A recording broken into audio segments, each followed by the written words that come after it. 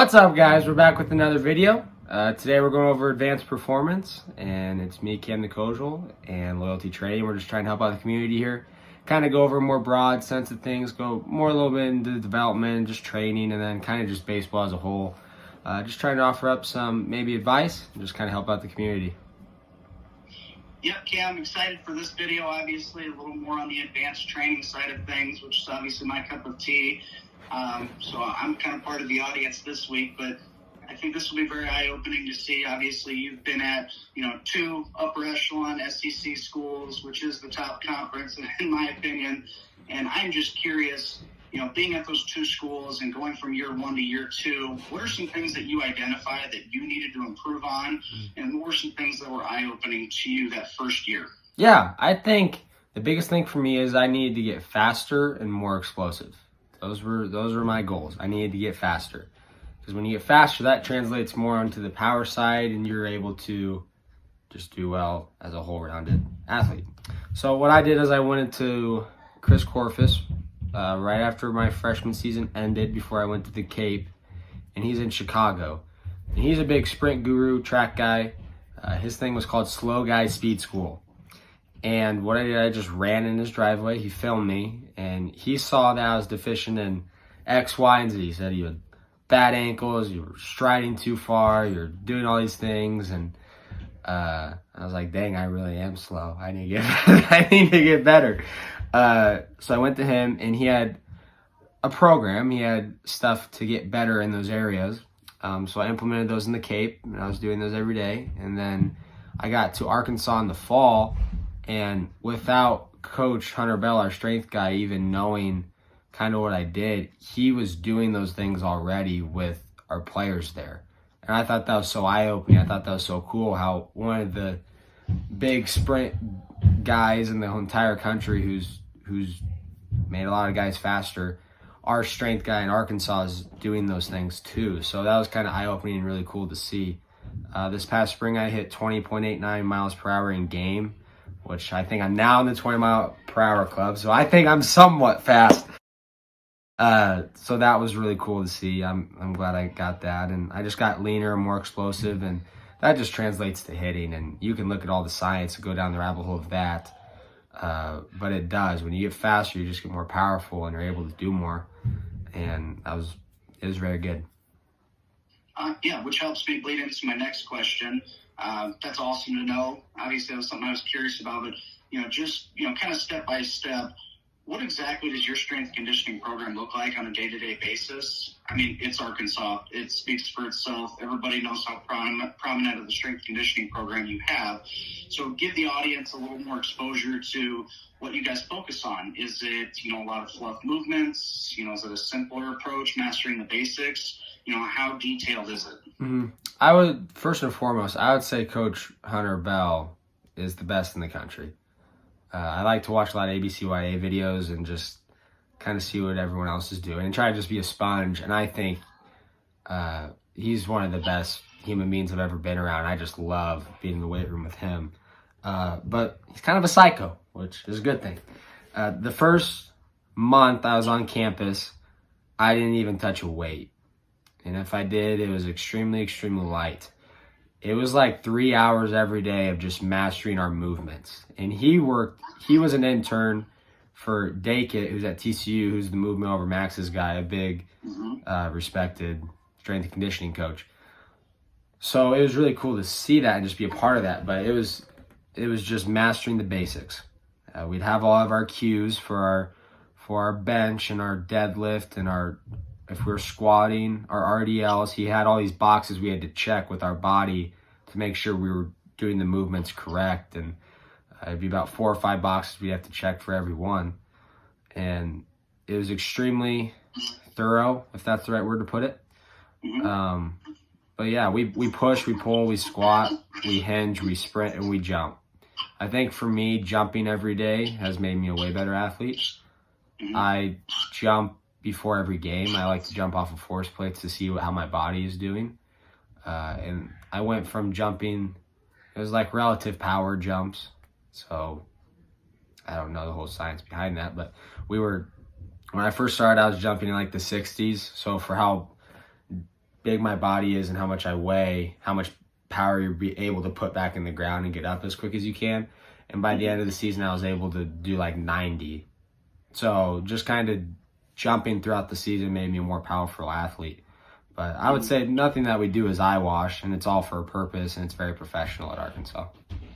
So you would say, just, in layman's terms for the audience, the way you guys train at Arkansas, you're training more like an athlete than a bodybuilder.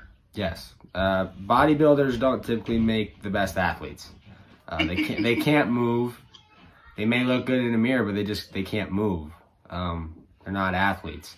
So we try to train the holistic athlete at Arkansas, and I think that's how you should go about it. Oh, absolutely. And a big one that, I deal with a lot. And, I understand why this question comes up. And it's not just with baseball.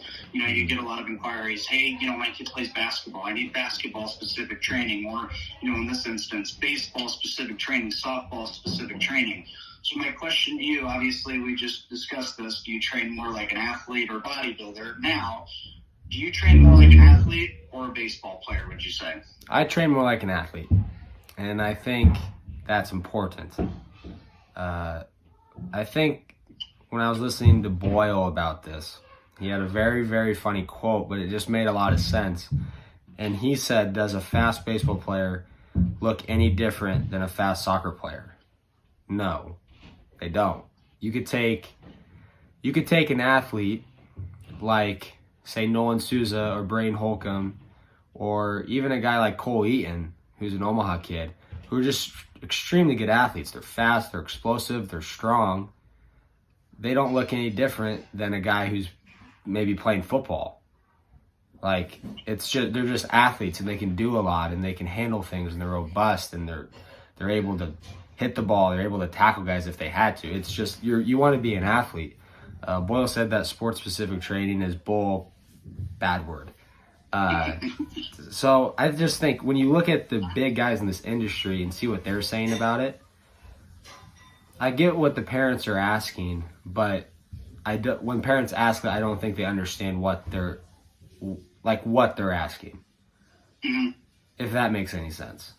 No, 100%. And that's one of the huge motivations of this project. We want to be able to give these parents, these kids, the information, not just from somebody like me or somebody in my industry, but somebody like you who is literally day to day living this and having success through the system of SCC, development, and what that actually looks like. Because again, we talk about this, you don't know what you don't know. So hearing that from you, that's obviously refreshing for me, and I hope a lot of families hear this too, and they're, oh, okay, this makes a lot more sense.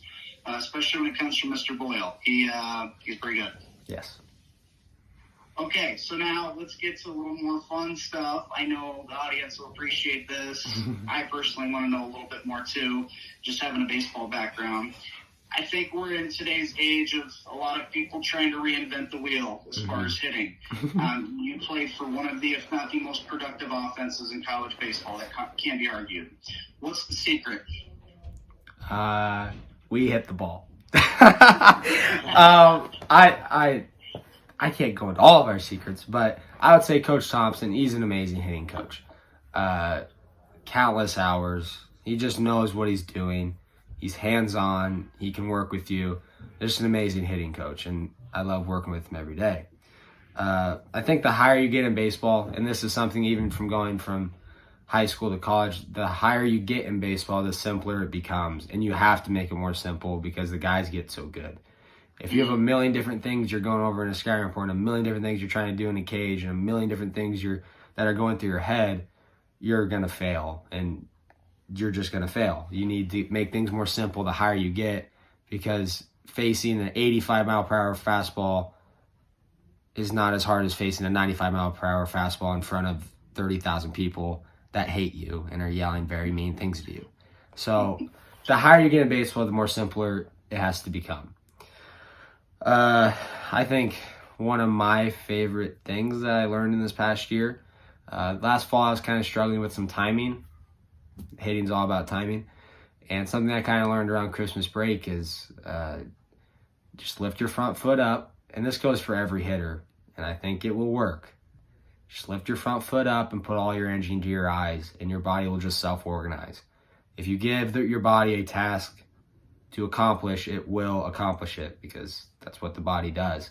So just lift your front foot up and put all your energy into your eyes. And I think we had a lot of hitters who were on time in a lot of their at-bats at Arkansas. We had a lot of really good hitters that could hit multiple pitches when they had to, that could really drive the ball, that were powerful guys, that were fast guys, they're twitchy.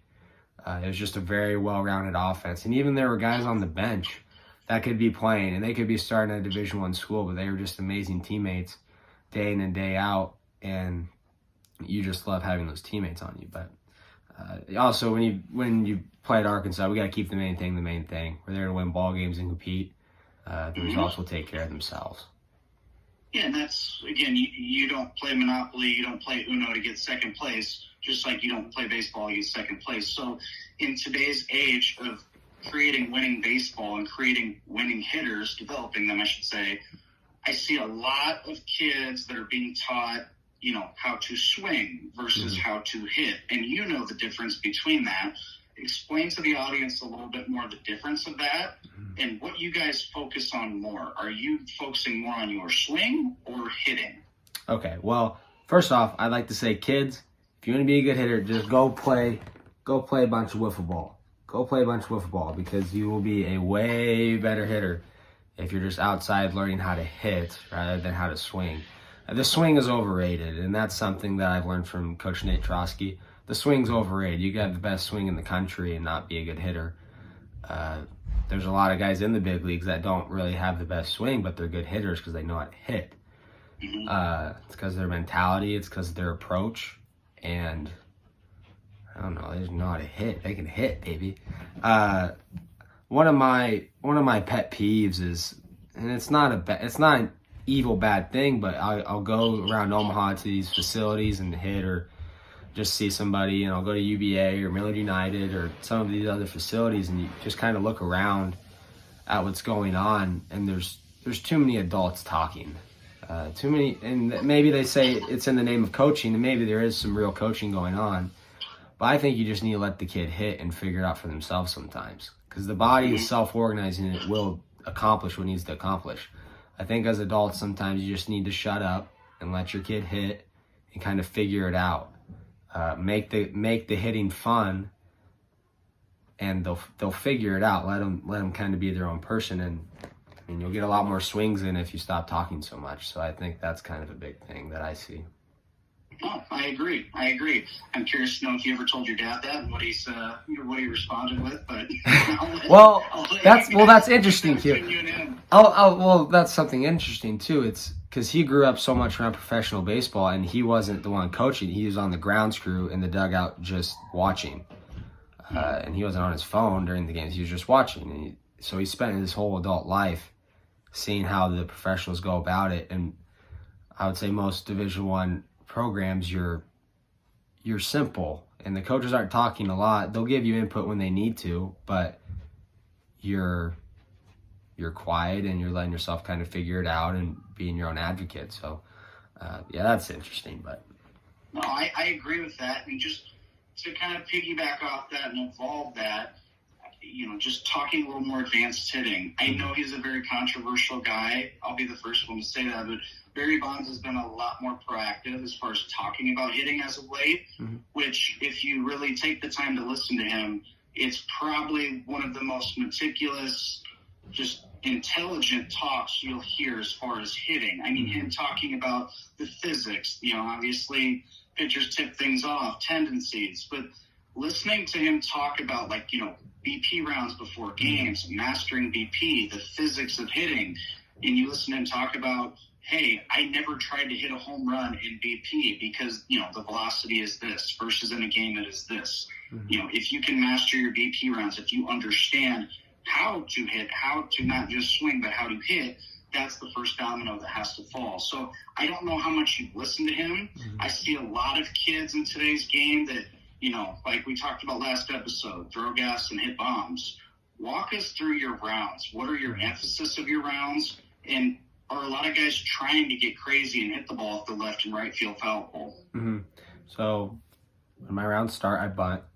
Not sexy, but you need to be able to get bunts down. And sometimes those are good to put down in games. But my first couple rounds, all I'm trying to do is pull the ball oppo through the shortstop's forehead. And I'm trying to be about as smooth as possible. If you want to think about in percentages, which growing up I didn't always like what does even going 80% even mean? Like calculate that into your brain. I gotta go 80% right here. But like I'm swinging at 50%, you want to say. Like I'm not swinging full effort. I'm trying to be loose. I'm trying to be free. I'm trying to be easy. I want to be standing up tall so my posture's good. And I'm just trying to pull the ball oppo, which is not being pushy, and it's not letting your arms get all extended and just kind of like manipulating the ball to go that way. But you want to hit the ball from back here and backspin it and pull it oppo per se. So those are my first couple rounds. And then I do work on pulling the baseball. I think sometimes maybe in my upbringing, we were so focused on going oppo all the time, which is what you should be doing most of the time because where like 90% of Major League Baseball pitchers they're thrown away. But you need to work on pulling the ball also, so when the opportunity arises, you're able to backspin baseballs to the pull side, which equals more dingers sometimes, and sometimes the dingers do help your team out. So my last round, I'll just tell my BP coach, middle-ish in, and I'm not trying to pull it. So if you think about Arkansas Stadium, you have the big building in right field. That's right down the right field line. I'm not trying to hit it over the building. I'm trying to hit the right top corner of the batter's eye. That's what I'm thinking in my mind. Because what that does, it enables me to still hit the inside part of the ball, but to pull it. And I don't know if that makes sense without a visual, but I'm not trying to pull it, I'm trying to pull it. I'm trying to like demonstrate it in the video cue, but I don't know if that's going over people's heads. No, I understand what you're saying. No, that makes perfect sense. Or like, I think a good drill to work on actually pulling the baseball is a low T on the inside part of the plate, because that gets you in the right posture, and all you gotta try to do is hit that off the batter's eye. So on my pull rounds, I'm not trying to go down the right field line. I'm trying to go batter's eye. When you put it simply like that. Because then in a game, and you just catch it just even like half an inch more out front, then it goes over the building. But that makes perfect sense. I just wanted you to kind of talk about your rounds. And again, I have a little bit of a baseball background, not as much as you, but I just feel that there's a lot of backwards approaches or just no approaches at all to hitting, especially pregame. I mean, you're not just up there to swing. Got to have a plan, got to have an approach. And that's the name of the game. And you've already kind of alluded to some things on the mental side, specifically with your rounds. But just holistically here, this is a really important one that I wanted to ask you, and I hope kids really listen to this part of this. Your mental game. Explain the importance of it, what works for you. I've noticed for quite a while now you are journaling all the time. And whatever you're willing to share, great. But what are you always journaling about? What are the things that work for you? And what advice do you have to kids to help them install great habits as far as mental game? So I never let anyone read my journals. They're my personal thing. But I'd love to share what's in them. Before baseball games, I'll go to a quiet place and I'll just start journaling my thoughts. Whether they're good, bad, whatever, I just put them on paper. Because it gets your ideas out of your cloud and out of your mind and just tangible. Now your thoughts are tangible and I'm able to kind of write what my mind to be like. Sometimes pregame, it's about flirting the line between cocky and confident. And I think you have to know yourself and know who you are, but sometimes I need to flirt that line pregame. And I need to be like, I'm the best hitter on the planet and no one can get me out. I'm the best. And obviously you're going to get humbled a lot of the times. But when I'm in that box, I want to feel 10 foot tall and bulletproof. I'll kind of just talk about how I walk up to the plate. So I'll get on the on-deck circle and I'll draw a little home plate.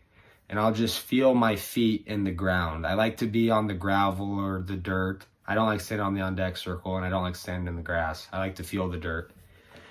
Then I'll just kind of see where the pitcher's at and just kind of visualize where the pitcher's at. Just kind of visualize in my mind the pitcher.